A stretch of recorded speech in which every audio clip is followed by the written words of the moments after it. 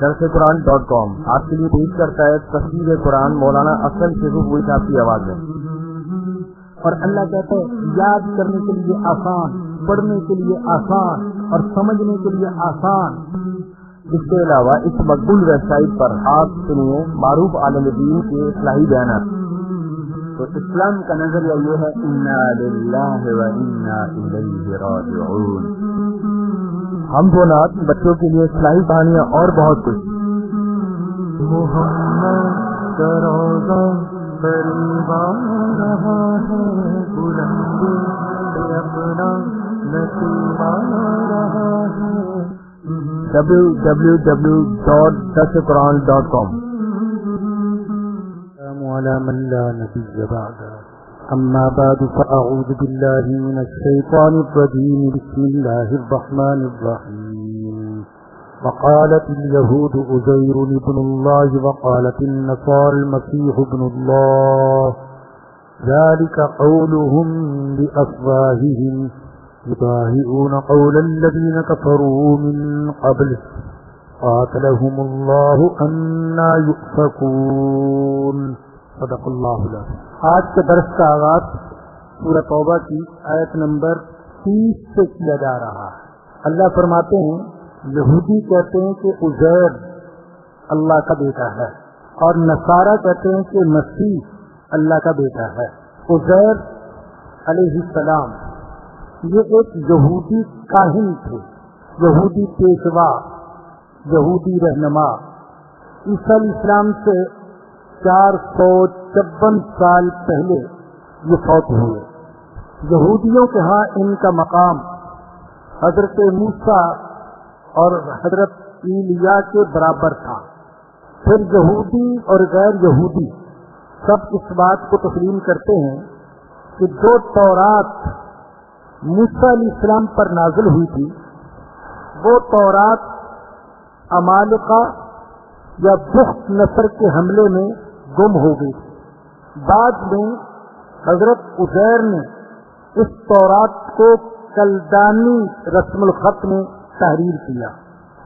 ابن کا معنی ویسے تو بیٹا ہے، لیکن ابن کا لفظ لاڈلے اور چہیتے کے معنی میں بھی استعمال ہوتا ہے. تو یہ بھی ممکن ہے کہ یہودی حضرت عزیر علیہ السلام کو اللہ کا لاڈلا، اللہ کا پیارا اور اللہ کا چہیتا کہتے ہیں، اور یہ بھی ممکن ہے کہ ان میں سے بعض حضرت عزیر کو واقعی اللہ کا بیٹا قرار دیتے ہیں. اسی طریقے سے نصارہ یعنی عیسائی یہ حضرت مسیح علیہ السلام کو اللہ کا بیٹا کہتے تھے، ابن اللہ. عیسائیوں کا عقیدہ یہ ہے کہ خدائی اقانیم ثلاثہ سے مکمل ہوتی ہے. اقانیم ثلاثہ کا سمجھانے کے لیے معنی ہم کر سکتے ہیں کہ عیسائی کہتے ہیں کہ خدائی 3 ستونوں پر کھڑی ہے. 3 ملیں، 3 شخصیات ملیں تو خدائی مکمل ہوتی ہے. یعنی باپ، بیٹا اور روح القدس. یہ جو عقیدہ ہے کہ 3 شخصیات سے خدائی مکمل ہوتی ہے، یہ عیسیٰ علیہ السلام کے دنیا سے اٹھائے جانے کے 300 سال بعد عیسائیوں میں متعارف ہوا، جس کو عقیدہ تثلیث کہتے ہیں. حالانکہ یہ جو لفظ ہے اقانیم ثلاثہ کا، یہ لفظ نہ تو انجیل میں ہے اور نہ ہی کسی آیت میں عقیدہ تثلیث کا ذکر ہے کہ خدا 3 ہے اور 3 مل کر 1 ہے اور 1 3 ہے. پھر یہ جو عقیدہ عیسائیوں کا تثلیث کا عقیدہ، اس کی تشریح میں بھی ان کے ہاں اختلاف پایا جاتا ہے. بعض عیسائی کہتے ہیں کہ خدا کی 3 صفات ہیں: قدرت، حکمت، محبت. خدا کی یہ 3 صفات ہیں: قدرت، حکمت اور محبت. قدرت کا نام ہے اب، باپ. اور حکمت کا نام ہے ابن بیٹا، اور روح اور محبت کا نام ہے روح القدس۔ یہ بعض عیسائی کہتے ہیں کہ خدا کے 3 افعال ہیں، افعال: تخلیق، حفاظت اور کنٹرول۔ تخلیق کو اب کہتے ہیں اور حفاظت کو ابن کہتے ہیں اور کنٹرول کو روح القدس کہتے ہیں، واللہ اعلم۔ تو یہ عجیب و غریب عقیدہ ہے عیسائیوں کے ہاں، تثلیث کا عقیدہ کہ 3 خدا ہیں، 3 سے مل کر خدائی مکمل ہوتی ہے۔ اور عجیب بات یہ ہے کہ 3 کو خدا ماننے کے باوجود عیسائی یہ بھی کہتے ہیں کہ ہم توحید کے قائل ہیں، ہم موحد ہیں، ہم مشرک نہیں ہیں، ہم ایک کو مانتے ہیں۔ تو 3 کو ماننے کے باوجود عقیدہ توحید کا بھی دعویٰ کرتے ہیں، حالانکہ یہ ایسا گورکھ دھندا ہے اور ایسا عقیدہ ہے کہ شاید خود عیسائیوں کی سمجھ میں نہ آتا ہو کہ یہ کیسے ہو سکتا ہے کہ 3 مل کر ایک ہو اور ایک 3 ہو، جبکہ الحمدللہ اسلام کا عقیدہ بڑا سیدھا سادہ اور صاف اور واضح ہے، جو ہر کسی کی سمجھ میں آتا ہے۔ اور اس عقیدے کو اللہ پاک نے قرآن کریم کی سب سے مختصر آیت میں سادہ الفاظ، مختصر صورت میں سادہ الفاظ میں بیان فرما دیا، قل هو اللہ احد، کہہ دیجیے اللہ ایک ہے، اللہ الصمد، اللہ بے نیاز ہے، لم یلد ولم یولد، نہ اس کی اولاد ہے نہ اس کا کوئی والد ہے، ولم یکن لہ کفوا احد، اور نہ ہی اس کا کوئی ہمسر اور شریک۔ تو کہاں مسلمانوں کا یہ سیدھا سادہ سا عقیدہ اور کہاں عیسائیوں کا یہ الجھن میں ڈالنے والا، پریشانی میں ڈالنے والا عقیدہ، ایک قسم کی پہیلی ہے، پہیلی کہ کیسے ہو سکتا ہے کہ 3 ایک ہوں اور ایک 3 ہو۔ ہمارے ہاں بعض استاد جو پہیلی بیان کیا کرتے تھے، یہ جو طالب علم مدرسوں میں منطق پڑھتے ہیں، منطق، تو منطق کے پڑھنے سے کہتے ہیں کہ پڑھنے والا بڑا ہوشیار ہو جاتا ہے، بات کرنے کا سلیقہ آ جاتا ہے اور دلیل بیان کرنے کا ڈھنگ آ جاتا ہے اس کو، جو منطق پڑھے۔ اس لیے آپ نے دیکھا ہوگا جو زیادہ تیز تراری میں بات کرے تو لوگ اس کو کہتے ہیں زیادہ منطق نہ کھلاؤ، سیدھی سادی بات کرو۔ تو کہتے ہیں بیٹا منطق پڑھ کر گیا گھر میں واپس، تو دیہاتی باپ نے پوچھا بیٹا کیا پڑھا ہے؟ ناشتے کے دسترخوان پر بیٹھے ہوئے تھے اور 2 انڈے رکھے ہوئے تھے کھانے کے لیے، تو اس نے کہا ایک ایسا فن، ایسا علم پڑھ کر آیا ہوں کہ میں ثابت کر سکتا ہوں کہ یہ 2 نہیں ہے بلکہ 3 ہے، یہ انڈے 2 نہیں بلکہ 3 ہے، یہ ثابت کر سکتا ہوں۔ ہمیں بڑا تعجب ہوا کہ یہ کیسا علم ہے جو 2 کو 3 ثابت کر سکتا ہے۔ تو انہوں نے کہا بیٹا ثابت کر کے دکھاؤ۔ تو انہوں نے کہا دیکھو ایک انڈا تو یہ ہو گیا، ایک ہوا، دوسرا یہ ہو گیا، 2 ہو گئے، پھر دونوں کو اکٹھے ملا کر رکھ دیا، کہتے ہیں یہ دونوں کا مجموعہ ہو گیا، یہ 3 ہو گئے۔ تو پہلے 1 اور 2 اور دونوں کا مجموعہ 3۔ تو وہ تو سیدھے سادے دیہاتی تھے، ابا نے کہا کہ یہ ایک انڈا تو میرا ہے اور ایک تیری اماں کا ہے، باقی مجموعہ تم خود کھا لو۔ تو 3 میں 1 اور 1 میں 3، یہ کیا عقیدہ ہے، کیا نظریہ ہے؟ بڑا گورکھ دھندا، سمجھ میں کسی کو نہیں آتا۔ تو فرمایا کہ یہودی کہتے ہیں عزیر اللہ کا بیٹا، اور نصارہ کہتے ہیں کہ مسیح اللہ کا بیٹا۔ ذالک قولہم بافواہہم، اللہ کہتے ہیں یہ ان کے منہ کی باتیں ہیں، افواہیں ہیں جن کا حقیقت کے ساتھ کوئی تعلق نہیں ہے، ان پر کوئی دلیل، حجت اور برہان نہیں ہے۔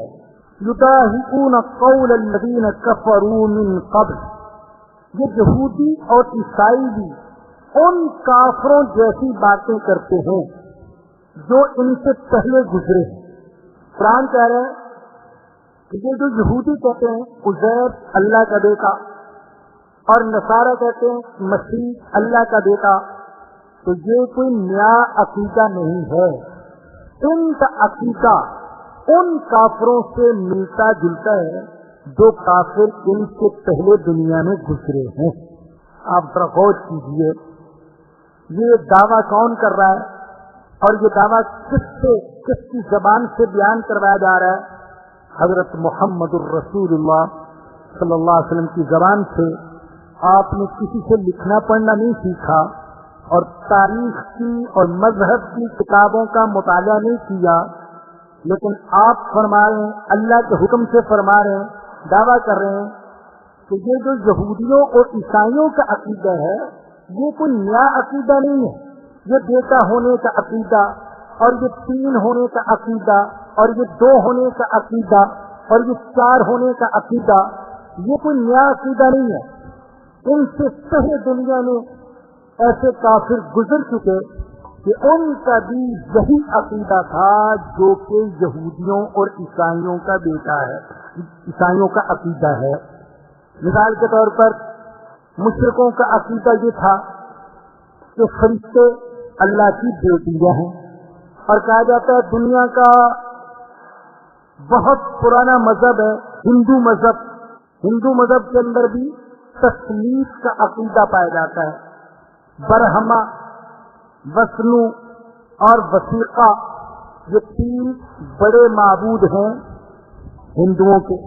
इसी तरीके से मिस्री, ये भी बड़ी कदीम कौम है। मिस्री 3 माबूदों को मानते थे, दरीस, अजीज और मोरीस, ये 3 बड़े माबूद थे उनके यहाँ।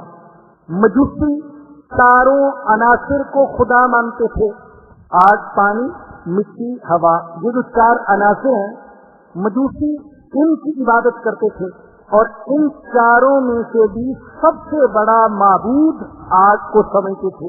इसी तरीके से यूनानी, वो भी 3 खुदाओं के कायल रहे हैं, और चीनियों, जापानियों, हिंदुस्तानियों, फारसियों और रूमियों, इन सब के अंदर किसी न किसी शक्ल में इब्नियत का अकीदा पाया जाता है। फला अल्लाह का बेटा है, फला अल्लाह का शहीदा है। इन सारी कौमों के अंदर ये अकीदा पाया जाता है।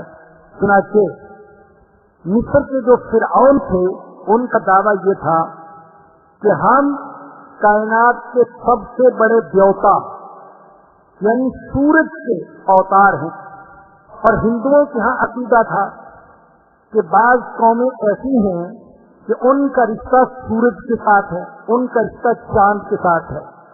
चुनाचे बाज कौमों को कहते थे सूरज बंसी और चंदर बंसी, ये उनको कहते थे, ये उनके यहाँ।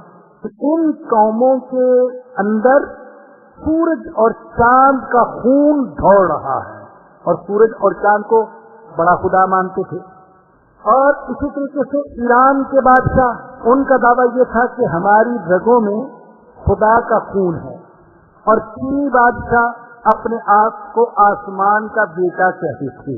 तो दुनिया की ये जो बड़ी बड़ी कौमें गुजरी हैं, यूनानी, ईरानी, रूमी और चीनी और जापानी और हिंदुस्तानी, इन सारी कौमों के अंदर इब्नियत का अकीदा किसी न किसी शक्ल में पाया जाता है।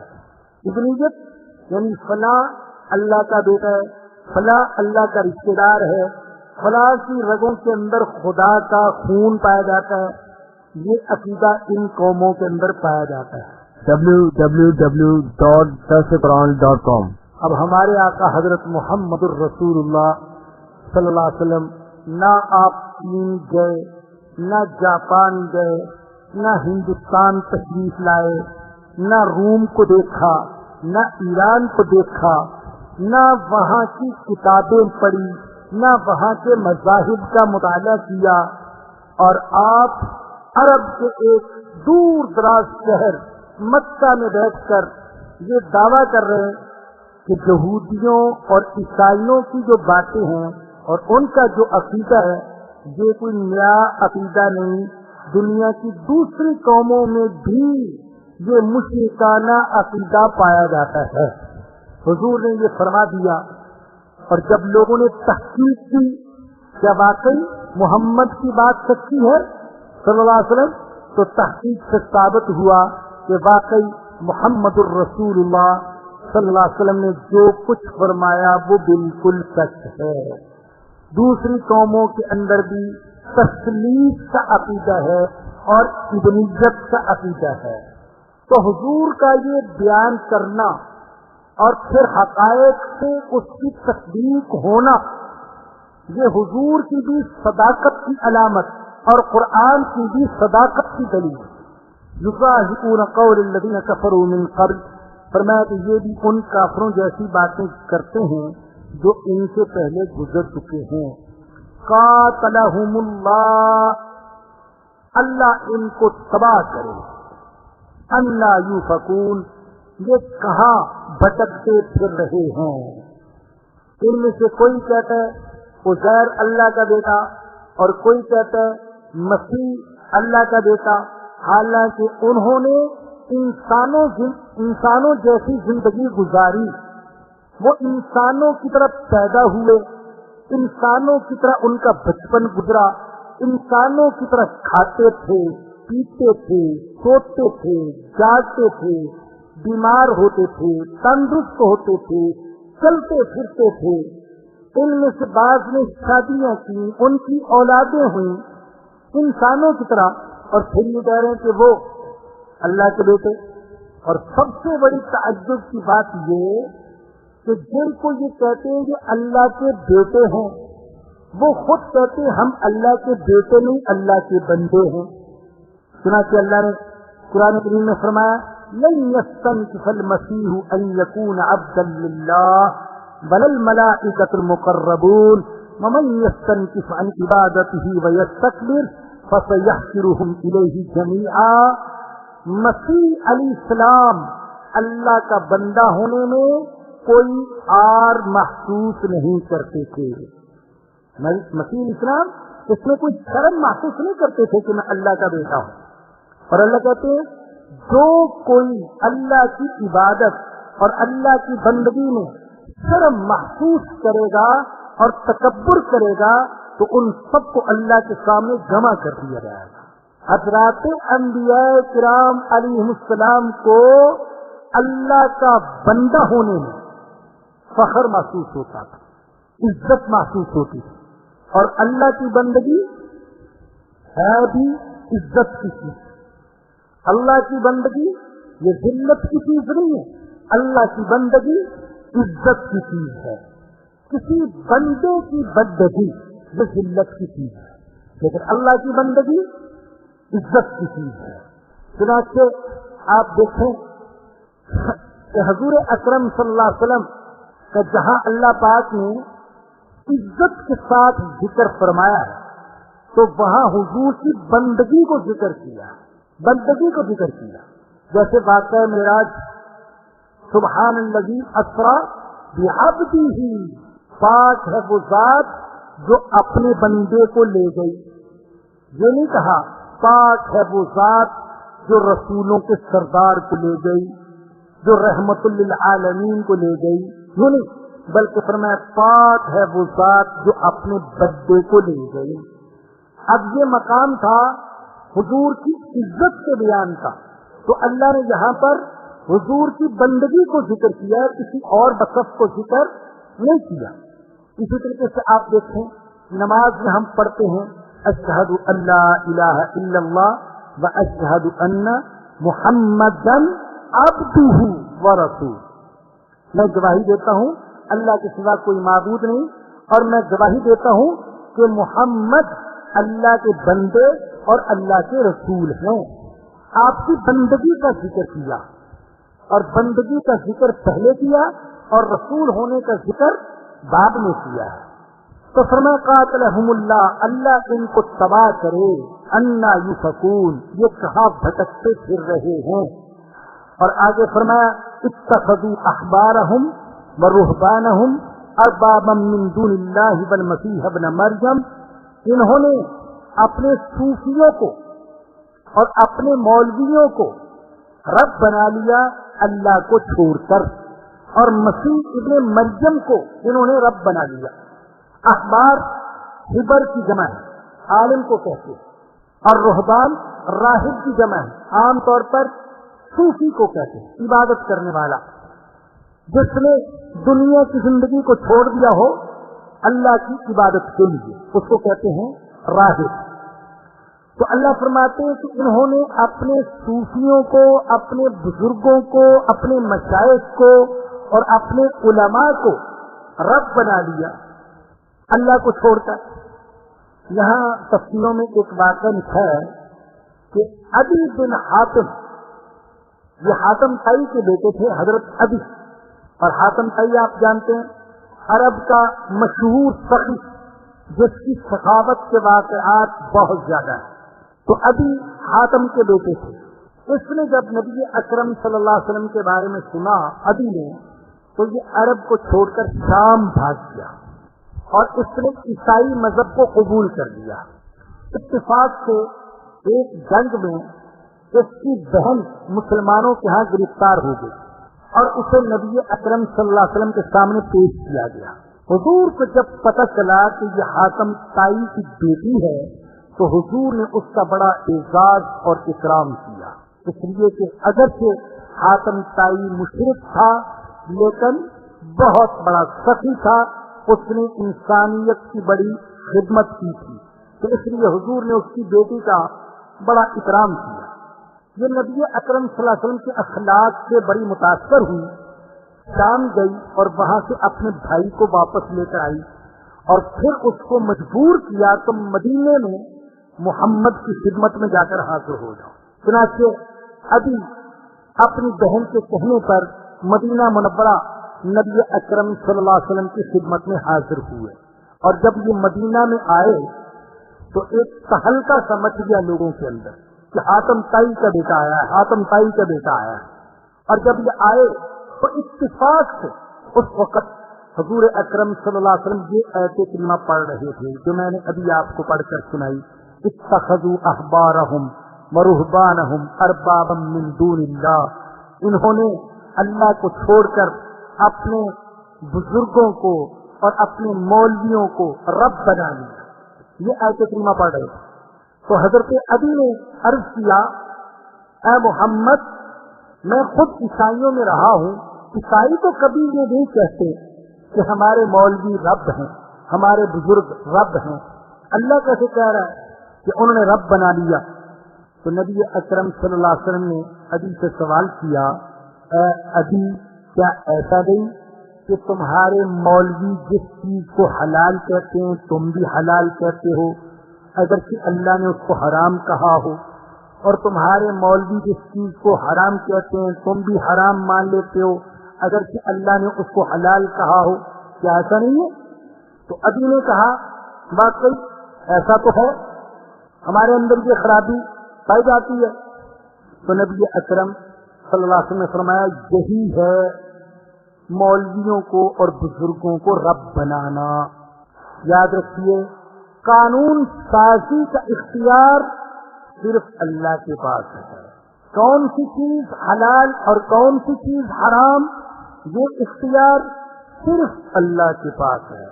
کوئی دوسرا اللہ کی حلال چیز کو حرام نہیں کر سکتا اور حرام کی ہوئی چیز کو حلال نہیں کر سکتا، اگرچہ اللہ کا نبی ہی کیوں نہ ہو۔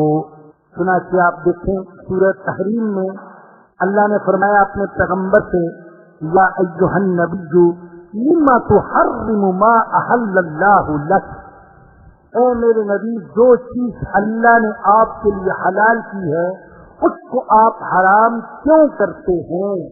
تو ثابت ہوا کہ اللہ کی حلال کی ہوئی چیز کو اللہ کا نبی بھی حرام قرار نہیں دے سکتا۔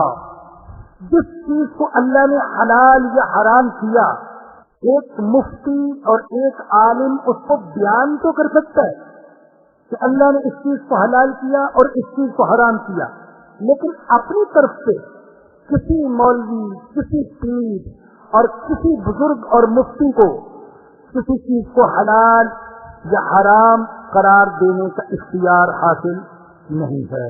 تو فرمایا کہ اتخذوا احبارہم ورہبانہم اربابا من دون اللہ، انہوں نے اپنے بزرگوں کو، اپنے علماء کو رب بنا لیا اللہ کو چھوڑ کر، بل مسیح ابن مریم، اور مسیح مریم کے بیٹے کو رب بنا لیا اللہ کو چھوڑ کر۔ وما امروا الا لیعبدوا الہا واحدا، حالانکہ ان کو حکم دیا گیا تھا کہ یہ صرف ایک معبود کی عبادت کریں، صرف ایک اللہ کی عبادت کریں، اس کے علاوہ کسی اور کی عبادت نہ کریں۔ لا الہ الا ہو، اس کے سوا کوئی معبود نہیں، سبحانہ عما یشرکون، اللہ پاک ہے ان سے جن کو یہ اللہ کا شریک بناتے ہیں۔ تو بھائیو یاد رکھیں، شرک کی مختلف قسمیں ہیں۔ ایک ہے شرک فی ذات، اللہ کی ذات میں کسی کو شریک کرنا، ایک ہے شرک فی صفات، اللہ کی صفات میں کسی کو شریک کرنا، ایک ہے شرک فی ربوبیت، ربوبیت میں اللہ کے ساتھ کسی کو شریک ٹھہرانا، اور ایک ہے شرک فی شریعت، کہ شریعت میں اللہ کے ساتھ کسی کو شریک ٹھہرانا، کہ حلال حرام کا اختیار صرف اللہ کے پاس ہے، اگر ہم اللہ کے علاوہ کسی اور کے لیے اس اختیار کو ثابت کریں تو یہ بھی شرک ہوگا۔ اور آگے فرمایا کہ یریدون ان یطفئوا نور اللہ بافواہہم، یہ یہودی اور عیسائی چاہتے ہیں کہ اللہ کے نور کو بجھا دیں اپنے منہوں سے۔ اللہ اکبر۔ اللہ فرماتے ہیں ان یہودیوں اور عیسائیوں کا جرم صرف یہ نہیں ہے کہ انہوں نے اپنے دین کا حلیہ بگاڑ دیا، بلکہ ان کا جرم یہ بھی ہے کہ جو دین حق ہے، دین اسلام، اس کے چراغ کو بھی گل کرنا چاہتے ہیں، اس دین کو بھی دنیا سے ختم کرنا چاہتے ہیں۔ اسی کا ترجمہ اردو کے ایک شعر میں استعمال کیا گیا ہے، نور خدا ہے کفر کی حرکت سے خندقن، پھونکوں سے یہ چراغ بجایا نہ جائے گا۔ تو یہ اسی آیت کریمہ کا ترجمہ ہے کہ یہ اللہ کے نور کو اپنی پھونکوں سے بجانا چاہتے ہیں۔ وَيَأْبَى اللَّهُ إِلَّا أَن يُتِمَّ نُورَهُ، لیکن اللہ کا فیصلہ یہ ہے کہ اللہ اپنے نور کو مکمل کر کے رہے گا، وَلَوْ كَرِهَ الْكَافِرُونَ، اگرچہ کافر اس کو ناپسند کرے۔ اللہ کا فیصلہ یہ ہے کہ وہ اپنے نور کو مکمل کرتے رہے گا اگرچہ کافر اس کو ناپسند کرے۔ چنانچہ اللہ نے اپنے نور کو مکمل کیا، اپنے دین کو مکمل کیا۔ دیکھیے دین کا مکمل ہونا دو اعتبار سے ہے، ایک دین کا اپنی ذات کے اعتبار سے مکمل ہونا، اللہ نے اس اعتبار سے بھی دین اسلام کو مکمل کیا۔ چنانچہ جب دین مکمل ہو گیا تو اللہ پاک نے یہ آیت کریمہ اتاری، اليوم اکملت لکم دینکم واتممت علیکم نعمتی ورضیت لکم الاسلام دینا، آج میں نے تمہارے لیے اپنے دین کو مکمل کر دیا اور اپنی نعمت کو تمہارے اوپر پورا کر دیا۔ تو دین اپنی ذات کے اعتبار سے مکمل۔ الحمدللہ اللہ نے ہمیں ایسا دین عطا کیا ہے جو پیدا ہونے سے لے کر وفات تک ہر قدم پر ہماری رہنمائی کرتا ہے۔ اگر ایک بچہ پیدا ہو جائے تو کیا کرنا ہے اور اس بچے کے کیا حقوق ہیں، اس کی ماں کے کیا حقوق ہیں، اس بچے کی تربیت کیسے کرنی ہے، اس کا عقیقہ کیسے ہوگا، اس کے بال کیسے کاٹنے ہیں، اس کا ختنہ کیسے کرنا ہے، پھر بالغ ہوگا تو پھر اس کے کیا احکام ہیں، نکاح کے احکام کیا ہیں، طلاق کے احکام کیا ہیں، تجارت کے احکام کیا ہیں، سیاست کے احکام کیا ہیں، گھر کی زندگی کے لیے کیا احکام ہیں، وضو کیسے کرنا ہے، غسل کیسے کرنا ہے، اذان کیسے دینی ہے، نماز کیسے پڑھنی ہے، حج کیسے کرنا ہے۔ زندگی کا کوئی عمل ایسا نہیں جس کے بارے میں قرآن یا حدیث میں ہمارے لیے ہدایت موجود نہ ہو۔ تو دین اسلام یہ سارے دینوں میں سے سب سے کامل دین ہے، ہر اعتبار سے محفوظ دین اور ہر اعتبار سے ممتاز دین۔ کئی خصوصیات ایسی ہیں جو صرف دین اسلام کے اندر پائی جاتی ہیں، کسی دوسرے دین کے اندر وہ خصوصیات نہیں پائی جاتی۔ مثال کے طور پر میں چند خصوصیات آپ کو بتاتا ہوں۔ دین اسلام واحد دین ہے کہ اس کی کتاب یعنی قرآن کریم من و عن اسی طریقے سے محفوظ ہے جس طریقے سے آج سے 1450 سال پہلے نازل ہوئی۔ کوئی دوسری کتاب اس طریقے سے محفوظ نہیں ہے۔ دوسری چیز، دین اسلام وہ واحد دین ہے جسے پیش کرنے والے نبی کی سیرت ساری جزئیات سمیت محفوظ ہے۔ کسی دوسرے نبی کی سیرت اس طریقے سے محفوظ نہیں جس طریقے سے حضرت محمد الرسول اللہ صلی اللہ علیہ وسلم کی سیرت محفوظ ہے۔ آپ دیکھیں آپ کے والدین کے حالات، آپ کی ولادت، آپ کا بچپن، آپ کی جوانی، آپ کا نکاح، آپ کے سفر، آپ کو نبوت ملی تو وہ آپ کی جنگیں، آپ کے جہاد، آپ کی صلح، آپ کے معاہدے، غرضے کی ایک ایک چیز محفوظ ہے، حتیٰ کہ محمد الرسول اللہ صلی اللہ علیہ وسلم کی صورت کیسی تھی، آپ کی آنکھیں کیسی تھی، آپ کی پیشانی کیسی تھی، آپ کے رخسار کیسے تھے، آپ کی داڑھی مبارک کیسی تھی، آپ کے لب مبارک کیسے تھے، آپ کے دندان مبارک کیسے تھے، آپ کے کان مبارک کیسے تھے، آپ کی ہتھیلیاں کیسی تھیں، آپ کے تلوے کیسے تھے، آپ کی پنڈلیاں کیسی تھیں، آپ چلتے کیسے تھے، آپ لیٹتے کیسے تھے، آپ بیٹھتے کیسے تھے، آپ کھاتے کیسے تھے اور کھانے میں کیا پسند فرماتے تھے اور کس طریقے سے کھاتے تھے۔ یہ جو جزئیات ہیں، آپ تورات پڑھ لیں، آپ انجیل پڑھ لیں، آپ زبور پڑھ لیں، آپ کو کسی نبی کے بارے میں اتنی تفصیل کے ساتھ حالات نہیں ملیں گے جتنی تفصیل کے ساتھ مسلمانوں نے نبی اکرم صلی اللہ علیہ وسلم کی سیرت کو، صورت کو، آپ کے حالات کو محفوظ کیا ہے۔ آپ کو تعجب ہوگا کہ ویسے تو نبی اکرم صلی اللہ علیہ وسلم کی زندگی کے ہر پہلو پر کتابیں لکھی گئی، ہر پہلو پر کتابیں، آپ کے آباء و اجداد پر کتابیں، آپ کی بیٹیوں پر کتابیں، آپ کی ازواج پر کتابیں، آپ کے صحابہ پر کتابیں، آپ کے غزوات پر کتابیں، ان سب چیزوں پر کتابیں موجود ہیں۔ نبی اکرم صلی اللہ علیہ وسلم کے جو جوتے تھے، آپ کے نالین مبارک کے بارے میں 2 درجن سے زائد کتابیں سیرت کی دستیاب ہیں، آپ کے جوتوں کے بارے میں بھی کتابیں۔ تو دین اسلام واحد محفوظ ہے، وہ دین اسلام وہ واحد دین ہے جسے پیش کرنے والے نبی کی سیرت ساری جزئیات سمیت محفوظ ہے۔ تیسری خصوصیت، دین اسلام وہ واحد دین ہے جو فطرت کے سارے جائز تقاضوں کو پورا کرتا ہے۔ فطرت کے جو جائز تقاضے ان کو پورا کرتا ہے۔ بعض دینوں کے اندر فطرت کے تقاضوں کو دبایا جاتا ہے۔ مثال کے طور پر عیسائیت میں نکاح نہ کرنا یہ بڑے کمال کی بات ہے، اور رہبانیت کی زندگی اختیار کرنا بڑے کمال کی بات ہے، لیکن اسلام نے نکاح کرنے کا حکم دیا، نکاح کروانے کا بھی حکم دیا۔ تو فطرت کا جائز تقاضا نکاح، اسلام نے کہا اس کی تکمیل کرو۔ چوتھی خصوصیت، اسلام کی جو عبادات ہیں یہ سادہ بھی ہیں، قابل عمل بھی ہیں، بہت سادہ عبادات۔ اور 5ویں خصوصیت، دین اسلام یہ ساری انسانیت کا دین ہے، کسی ایک قوم کا دین نہیں ہے۔ جیسے یہودی مذہب یہ صرف یہودی قوم کا دین ہے، ساری انسانیت کا دین نہیں۔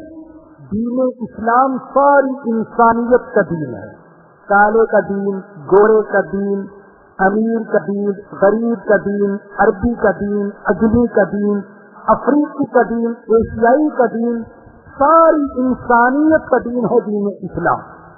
اسی طریقے سے دین اسلام وہ واحد دین ہے جو انسانوں کی مساوات کا حامی ہے، اور دین اسلام وہ واحد دین ہے جو صرف انسانوں کے نہیں بلکہ حیوانوں کے بھی حقوق کی حفاظت کرتا ہے۔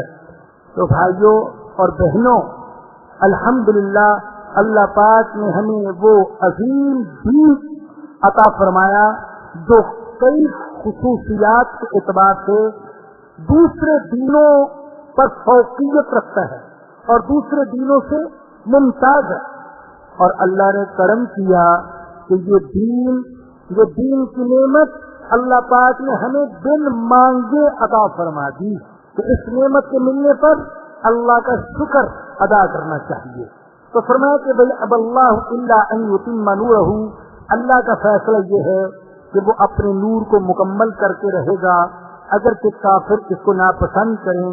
هو الذی ارسل رسولہ بالہدی ودین الحق، وہی اللہ ہے جس نے اپنے رسول کو بھیجا ہدایت دے کر اور دین حق دے کر، لیظہرہ علی الدین کلی، تاکہ اس دین کو سارے دینوں پر غالب کر دے، ولو کرہ المشرکون، اگرچہ مشرک اس کو ناپسند کرتے ہوں۔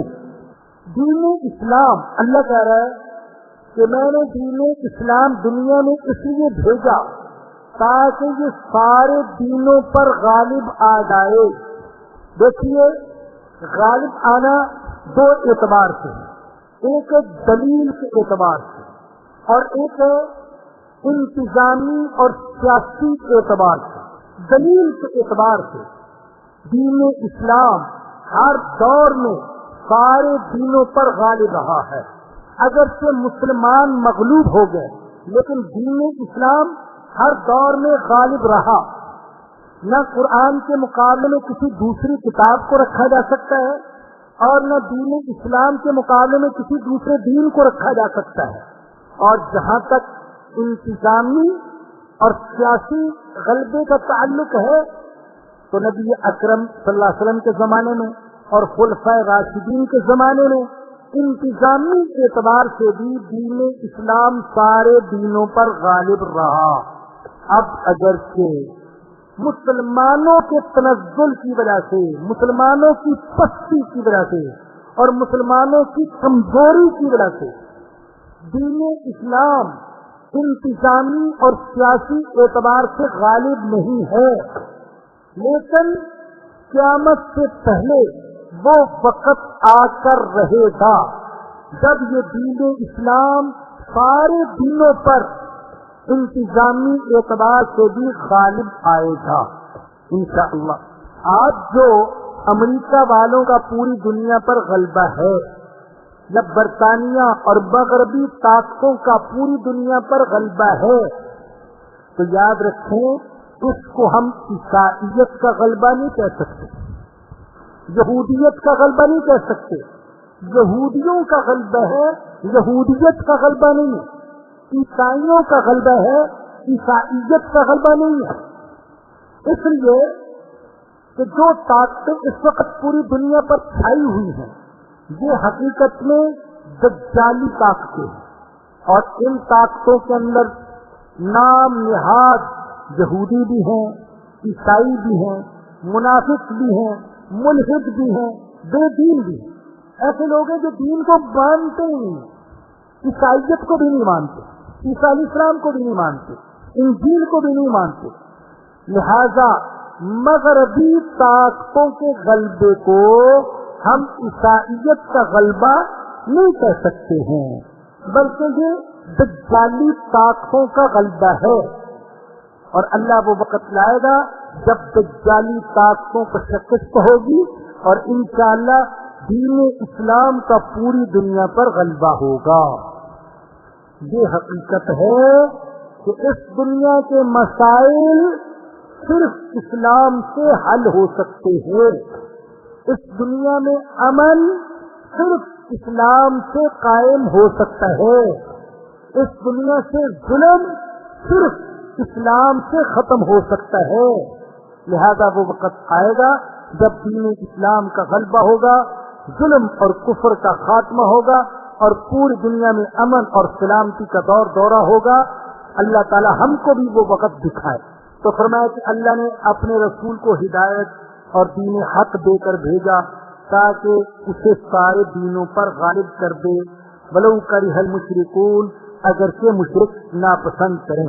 اگلی آیت نمبر 34، اس میں فرمایا کہ یا ایھا الذین آمنوا، اے ایمان والو، ان کثیرا من الاحبار والرہبان، بہت سے مولوی اور بہت سے صوفی، لیأکلون اموال الناس بالباطل، وہ لوگوں کے مال کھاتے ہیں ناجائز طریقے سے، ویصدون عن سبیل اللہ، اور اللہ کے راستے سے روکتے ہیں۔ یہودیوں کے میں نے عرض کیا، ان کے جو عالم تھے ان کو کہتے تھے احبار، اور ان کے جو صوفی تھے ان کو کہتے تھے رہبان اور راہب۔ اللہ فرما رہے ہیں کہ بہت سے یہودیوں کے اور عیسائیوں کے مولوی اور مشائخ وہ لوگوں کے مال ناجائز طریقے سے کھاتے ہیں۔ کیسے کھاتے تھے لوگوں کے مال؟ کئی طریقے تھے۔ مثال کے طور پر فتوے بیچتے تھے، مسئلے بیچتے تھے، پیسے کی خاطر حلال کو حرام کہہ دیتے تھے، حرام کو حلال کہہ دیتے تھے۔ پیسہ دے کر ان سے اپنی مرضی کا فتویٰ لیا جا سکتا تھا۔ یہ طریقہ تھا لوگوں کے مال کھانے کا۔ اسی طریقے سے سحر اور جادو کرتے تھے، تعویذ گنڈا کرتے تھے، اس کے ذریعے سے لوگوں کے اموال کھاتے تھے۔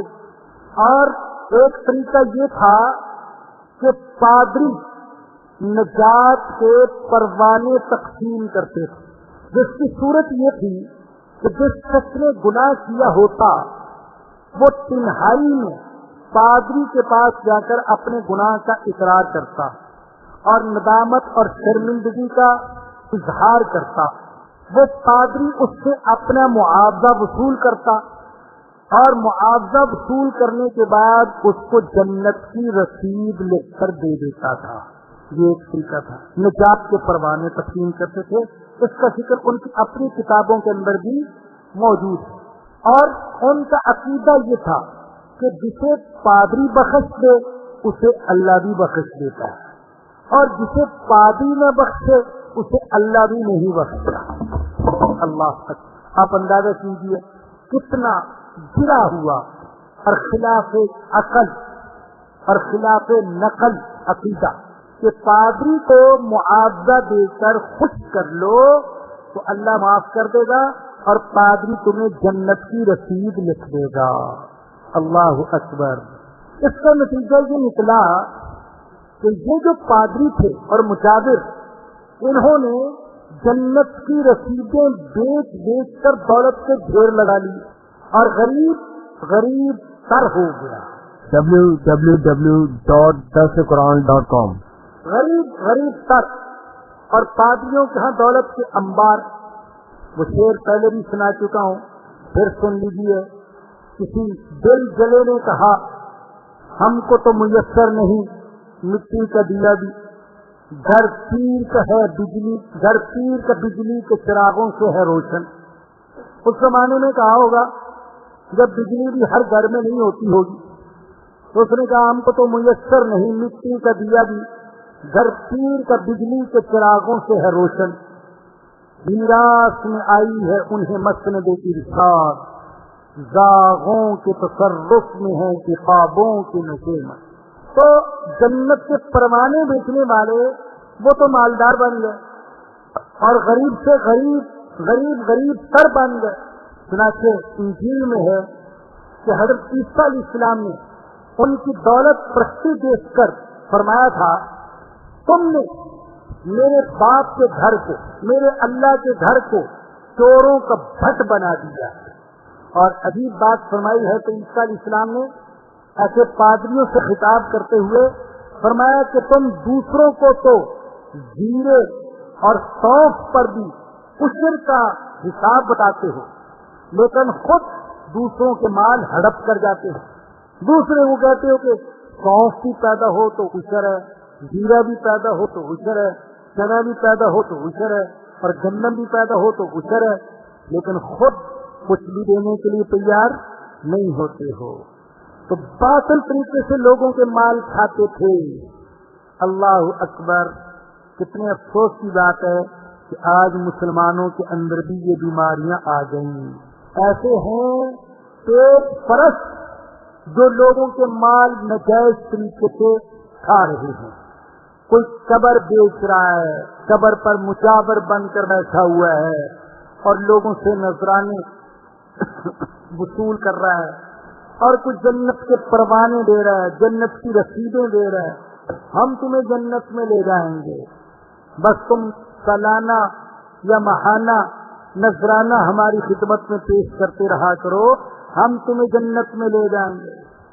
اور معاذ اللہ کوئی ناجائز طریقے سے تعویذ گندا کر رہا ہے، اس کے ذریعے سے پیسہ کما رہے ہیں.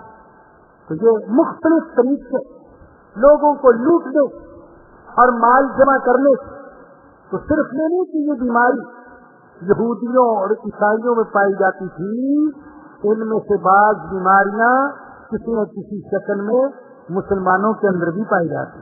تو فرمایا کہ اے ایمان والو، بہت سارے علماء اور بہت سارے مشائخ یہ لوگوں کے مال ناجائز طریقے سے کھاتے ہیں. وَيَصُدُّونَ عَنْ سَبِيلِ اللَّهِ، اور اللہ کے دین سے لوگوں کو روکتے ہیں. ایک طرف ناجائز طریقے سے پیسہ کمانے والے مولویوں کا ذکر کیا، تو آگے اللہ پاک نے ناجائز طریقے سے دولت جمع کرنے والے سرمایہ داروں کا بھی ذکر کیا. اور یہ دو طبقے ایسے ہیں جنہوں نے دنیا میں ہمیشہ فساد مچایا. ایک وہ مذہبی لوگ جو ناجائز طریقے سے لوگوں سے مال ہتھیاتے ہیں، اور دوسری طرف ناجائز طریقے سے دولت جمع کرنے والے سرمایہ دار. سنا کہ اللہ پاک نے قرآن کریم میں ان دونوں کا ذکر اکٹھے کیا ہے. پہلے حرام کھانے والے علم والوں کا ذکر کیا، اور اس کے بعد ناجائز طریقے سے دولت جمع کرنے والے مالداروں کا ذکر کیا.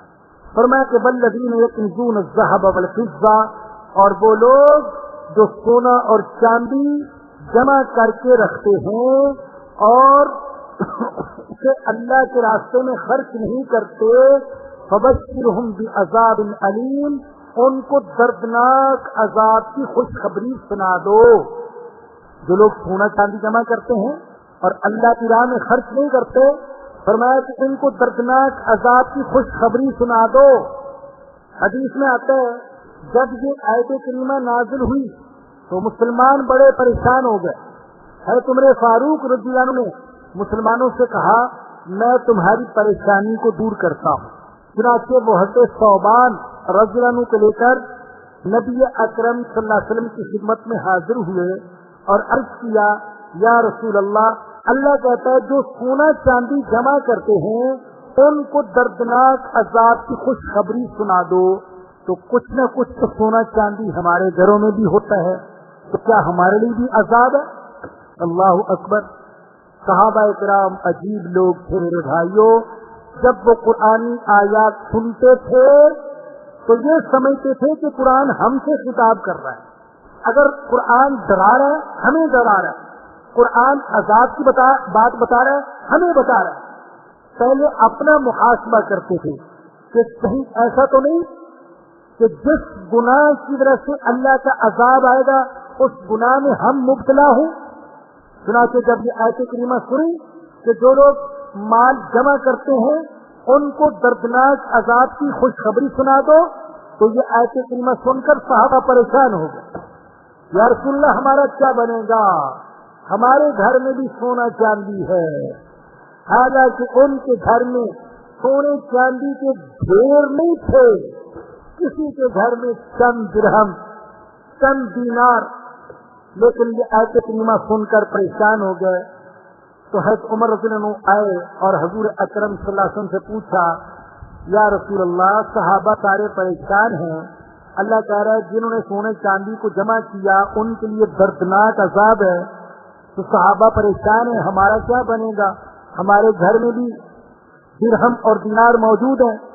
تو نبی اکرم صلی اللہ علیہ وسلم نے فرمایا، اللہ نے زکوٰۃ اس لیے فرض کی ہے تاکہ اللہ تمہارے سارے مال کو پاک کر دے، اور اللہ نے وراثت کا حکم اس لیے دیا تاکہ تمہارے اموال باقی رہیں. تو گویا کہ یہ بتا دیا کہ جو مال میں سے زکوٰۃ دیتے ہیں ان کے لیے اللہ کا عذاب نہیں ہے. جب حضرت عمر فاروق نے یہ وضاحت سنی تو زور سے نعرہ لگا، اللہ اکبر. یعنی ایک دل پر بوجھ تھا جو دور ہو گیا، ایک پریشانی تھی جو ختم ہو گئی. اور پھر اس موقع پر سننے کی بات ہے، نبی اکرم صلی اللہ علیہ وسلم نے اس موقع پر فرمایا، کیا میں تمہیں اس بہترین چیز کے بارے میں نہ بتاؤں جسے سنبھال کر رکھنا چاہیے؟ اور کیجیے گا، ذکر تو ہو رہا تھا مال و دولت کا کہ جو لوگ مال و دولت کو سنبھال کر رکھتے ہیں اور اس میں سے زکوٰۃ نہیں دیتے اور اللہ کی راہ میں خرچ نہیں کرتے تو ان کے لیے عذاب. ذکر تو یہ تھا، لیکن حضور نے اس کی مناسبت سے ایک اور بات بیان فرما دی. فرمایا کہ میں تمہیں اس بہترین چیز کے بارے میں نہ بتاؤں جسے سنبھال کر رکھنا چاہیے؟ عرض کیا یا رسول اللہ ضرور بتائے. تو حضور نے فرمایا، وہ نیک عورت جسے تم دیکھو تو تمہارا دل خوش ہو، کوئی کام کہو تو وہ تمہاری اطاعت کرے، اور اگر گھر سے کبھی چلے جاؤ تو تمہارے گھر کی حفاظت کرے. وہ کہ بتا دیا کہ پاک دامن نیک عورت یہ مال و دولت سے زیادہ قیمتی چیز ہے. تم مال و دولت کو سنبھال کر رکھتے ہو، اصل تو سنبھال کر رکھنے کی یہ چیز ہے کہ اگر اللہ پاک کسی کو نیک بیوی عطا فرما دے، فرمایا کہ اسے سنبھال کر رکھنا چاہیے، اس کے حقوق ادا کرو، اس کو اپنے سے خامخواہ جدا نہ کرو. تو مال و دولت کو جمع کرنے کی مناسبت سے نبی اکرم صلی اللہ علیہ وسلم نے نیک بیوی کا بھی ذکر فرما دیا. تو فرمایا کہ دو لوگ سونے چاندی کو جمع کرتے ہیں اور اللہ کی راہ میں خرچ نہیں کرتے، ان کو دردناک عذاب کی خوشخبری سنا دے. یوم یحمى علیہا فی نار جہنم، کہ قیامت کے دن دوزخ کی آگ میں ان کے سونے چاندی کو گرم کیا جائے گا، تپایا جائے گا. فتقویٰ بہا جباہہم، اس کے ذریعے سے ان کی پیشانی کو داغا جائے گا. وجنوبہم، ان کے پہلو کو داغا جائے گا. وظہورہم، اور ان کی پیٹھ کو داغا جائے گا. سب سے پہلے پیشانی کو، اور پھر پہلو کو، اور پھر پیٹھ کو داغا جائے گا. بعض علماء کرام نے لکھا ہے اللہ نے ان تین چیزوں کا ذکر فرمایا، پیشانی کا ذکر، پہلو کا ذکر، پیٹھ کا ذکر، اس لیے کہ عام طور پر ایسا ہوتا ہے کہ جب کسی بخیل شخص سے اللہ کی راہ میں خرچ کرنے کی بات کی جائے تو سب سے پہلے اس کی پیشانی پر بل پڑ جاتے ہیں، اور اس کے بعد وہ تکبر سے پہلو بدل لیتا ہے، اور بہت ہی زیادہ نفرت کا اظہار کرے تو پیٹھ پھیر لیتا ہے. تو اللہ کہتے ہیں وہ پیشانی جس پر بل پڑے، وہ پہلو جسے اس نے بدل لیا، اور وہ پیٹھ جسے پھیر کر وہ چل دیا، ان تینوں چیزوں کو سونے چاندی کے کرم کر کے داغا جائے گا اور کہا جائے گا ھذا ما کنزتم لانفسکم، یہ ہے جو تم اپنے لیے جمع کرتے تھے. فذوقوا ما کنتم تکنزون، جو پیسہ جو سونا چاندی جمع کرتے تھے اس کا مزہ چکھو. اللہ تعالیٰ مجھے اور آپ سب کو اللہ کا دیا ہوا مال اللہ کی راہ میں خرچ کرنے کی توفیق عطا فرمائے. وآخر دعوانا الحمدللہ رب العالمین۔ یہ بھی ایک اعلان ہے، کیونکہ آپ جانتے ہیں کہ ہمارا یہ جو درس یہاں منتقل ہوا یہ تقریباً 7 سال تک نارتھ ناظم آباد میں ہوتا رہا این بلاک میں، اور ماشاءاللہ وہاں پر سینکڑوں حضرات اور سینکڑوں خواتین شریک ہوتی تھیں۔ یہاں درس کے منتقل ہونے کی وجہ سے محروم ہو گئے، وہاں کے ساتھی اب بھی پریشان ہیں، لیکن حالات کی وجہ سے ہم بھی مجبور تھے درس کو یہاں منتقل کیا۔ بالخصوص خواتین، وہاں کی خواتین بہت محسوس کرتی ہیں کہ ہم محروم ہو گئے۔ میں کل وہاں گیا ایک نکاح کے سلسلے میں پرسوں، تو ساتھی نے بتایا کہ بعض خواتین روتی ہیں کہ ہم درس سے محروم ہو گئے۔ اس لیے ہمارے درس کے ساتھی شفیق اجمل صاحب نے یہ انتظام کیا ہے کہ جس وقت عصر کے وقت یہاں درس ہوگا تو خواتین شفیق اجمل صاحب کے مکان میں جمع ہو کر ٹیلی فون کے ذریعے سے اس درس کو سن سکیں گی۔ یہاں ٹیلی فون کی لائن جوڑ دی جائے گی تو یہ درس وہاں پر سنا جا سکے گا۔ تو نارتھ ناظم آباد کی خواتین این بلاک میں B293 بلاک این گلی نمبر 3 DC آفس روڈ، یہاں پر خواتین جمع ہو کر اس درس کو سن سکتی ہیں۔ اللہ پاک وہ شوق اور ذوق جو اللہ نے ان خواتین کو عطا فرمایا، اللہ وہ ہم کو بھی عطا فرمائے۔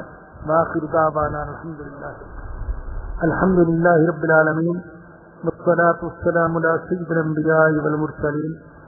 ربنا ظلمنا انفسنا وان لم تغفر لنا وترحمنا لنكونن من الخاسرین۔ ربنا لا تزغ قلوبنا بعد إذ هديتنا وهب لنا من لدنك رحمة إنك أنت الوهاب۔ اللهم إنا نسألك من خير ما سألك منه نبيك محمد صلى الله عليه وسلم، ونعوذ بك من شر ما استعاذ منه نبيك محمد صلى الله عليه وسلم۔ ربنا آتنا في الدنيا حسنة وفي الآخرة حسنة وقنا عذاب النار۔